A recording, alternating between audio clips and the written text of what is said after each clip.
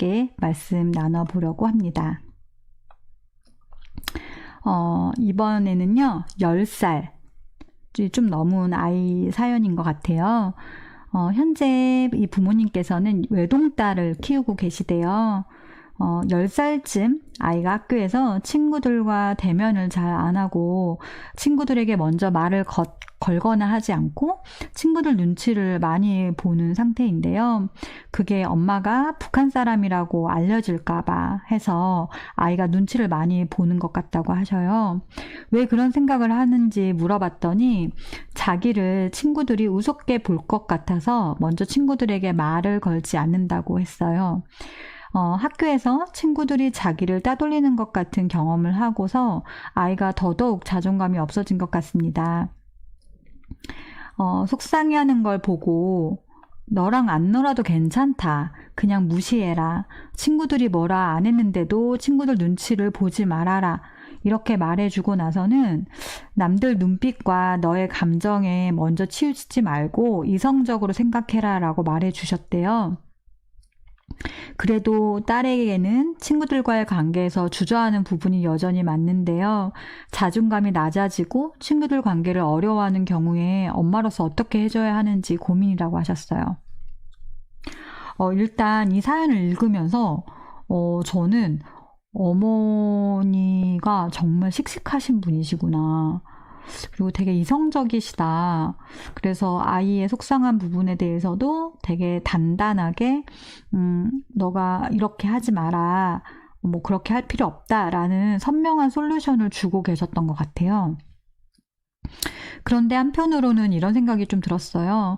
아이가 계속 눈치를 보는 느낌, 또 속상해하는 모습을 계속 보고 계시는 부모님 마음이 참 속상하시고 마음 아프시겠다 라는 마음이 들었고, 또 이유를 들어보셨더니 그 이유가 우리가 탈북민 부모님이라서 그래서 더 긴장하고 또 그것 때문에 아이들이 자기를 우습게 볼 것 같다 라는 이유를 들으셨을 때는 정말 더 마음이 아프셨을 것 같아요.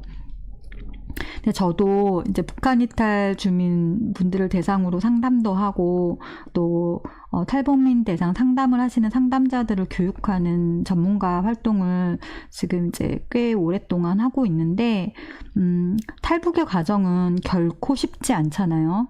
그리고 우리가 여기에 내려온 이유들은 좀 개인마다 다양하시지만 정말 더 행복해지기 위해 우리가 정말 목숨을 걸고 이곳에 온 경우들도 많으시기 때문에 결코 연약한 사람들이 아니고 되게 대단한 강인한 무엇인가를 해내신 분들로 우리가 느낄 수 있어야 하는데 이렇게 무엇인가를 해낸 분들이라는 느낌을 부모님들이 자녀들과 많이 공유하실 수 있으면 참 좋겠어요. 왜냐하면 현장에서 제가 이제 상담을 해보면 탈북민들 중에 부모님들 중에 가끔은 스스로에 대해서 지금 따님의 사연처럼 내가 북한에서 온 부모라서 더 아이에게 피해를 주면 어떨까 이렇게 염려하시는 분들이 많이 계신데 절대 저는 그러실 필요가 없다고 생각하고요. 북한 사람이라는 것이 아니라 지금은 남한에서 함께 하고 계시는 시민이라는 거, 국민이라는 거를 좀 받아들일 수 있는 이야기가 같이 공유되시면 좋겠다는 마음이 들어요. 그 다음에 이제 이 사례로 다시 사연을 가지고 좀 말씀을 드려보면 여기에서 이런 말이 나왔어요. 친구들을 먼저 대할 때 말을 먼저 걸거나 뭐 이렇게 하지 않고 또 눈치를 많이 본다고 했어요. 그 다음에 친구들이 자기를 좀 따돌리는 것 같다. 그 다음에 자기를 우습게 볼 것 같다. 이런 말들. 그 다음에 남들의 눈빛. 어떤 것들에 자기 감정에 대해서 많이 흔들리는 따님의 특성을 어머님 사례에서 좀 느끼게 됐는데요. 여기서 말씀드리고 싶은 포인트는 일단 감수성이 풍부하거나 관계가 되게 민감한 아이들이 있어요. 근데 이 관계의 민감도는 관계를 잘하고 싶다 보다는 관계에서 상처받고 싶지 않다라는 마음이 큰 아이들이 있거든요.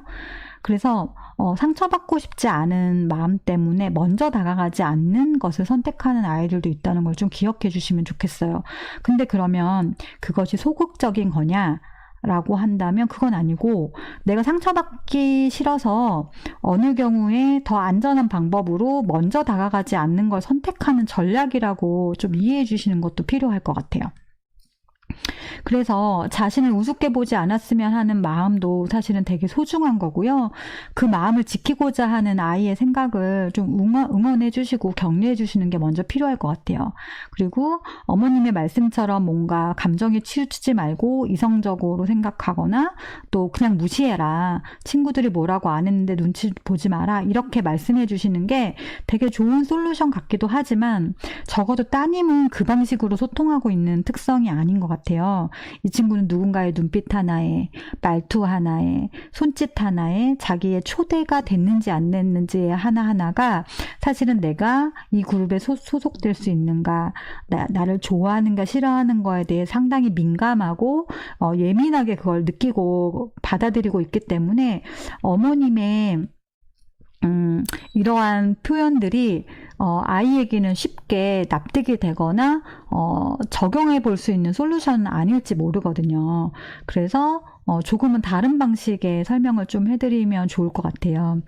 일단 한 가지 먼저 말씀드리고 싶은 건 이 아이가 먼저 말 걸지 않는다는 것이 관계를 못한다라고 보진 않으셨으면 좋겠어요. 그러니까 어떤 사람은 관계를 할 때 먼저 말 걸지 않을 수 있거든요. 그리고 소극적이라는 것에 대해서 제가 그 오디오 클립에도 말씀드리긴 했지만 적극적이지 않은 게 소극적인 건데 그러면 소극적이라는 게 뭐야? 라고 했을 때는 새로운 변화를 원하는 게 아니라 지금을 지키는 것, 지금을 지키고 싶은 것이 소극적임의 정의다 라고 표현하시기도 하거든요. 그래서 오히려 북한에 온 것이 왜 무시받을 이유인지를 부모님하고 함께 설명해 보시면 좋을 것 같아요. 그러니까 여기 남한에 오셔서 이제 여기에 국민으로서 생활을 하고 계신데 왜 북에서 탈북한 것이 우리에게 무시가 받을 사연일까에 대한 아이의 어떤 논리? 그 친구의 가설이나 생각이 있을 거란 말이에요.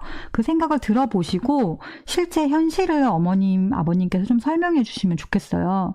예를 들면 나라는 엄마는 북한 사람이냐 남한 사람이냐가 아니라 그냥 너의 엄마인 나는 너를 이렇게 사랑하고 내가 힘들 때 이렇게 당차할 수 있고 나는 너가 원하는 것에 대해서 이렇게 격려하거나 서포트해 줄 수 있는 엄마야 라는 그냥 엄마에 대한 설명을 좀 해주시면 좋겠어요.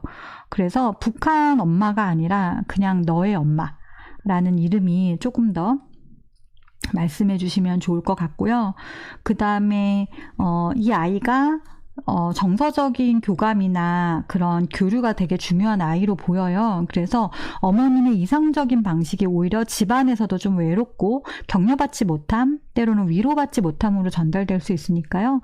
이렇게 속상하고 억울해할 때는 그게 사실이든 아니든 아이를 좀 충분히 안아주시고 때로는 속상할 때 많이 울게 해주시는 거 아이에게 어떤 유독 불편해하는 친구에게만 초점을 가져가는 이 친구에게 친구가 그냥 일상적으로 그럭저럭 지내는 친구들도 있다는 걸 좀 느낄 수 있게 우리가 아까 발견이라고 했잖아요. 자존감. 똑같이 친구들도 나를 싫어하는 친구만 발견하는 것이 아니라 나랑 그럭저럭 지내는 친구, 때로는 나랑 특별하게 마음을 나누는 친구, 이렇게 좀 유형을 다양하게 해서 확인해 볼 수 있도록 해주시면 좋을 것 같아요. 그리고 대부분의 따님의 표현은 뭐뭐 하는 것 같다라는 가정이 많거든요. 그러니까 이거는 이제 스스로가 사랑받을 만하지 않다라고 자기 가정을 갖고 있을 때 이러한 상호작용을 하는 경우가 많아요. 그래서 부모님께서 꼭 해주실 것은 정말 무한 반복으로 네가 얼마나 괜찮고 소중한지, 너가 얼마나 사랑받을 만한 사람인지, 매력적인지에 대한 어머님의 근거 있는 이유를 발견해 주셔서 아이의 나다움에 대한 자존감이 조금 더 많이 풍부해지면 이제 대인관계 안에서도 조금 더 자신감 있게 반응할 수 있어질 것 같습니다. 네, 어머니 저는 이쪽에 오셔서 같이 이렇게 지금 라이브로 사연도 보내시고 함께 키울 수 있는 지금이 진짜 감사하고요. 네, 환영해드리고 싶어요.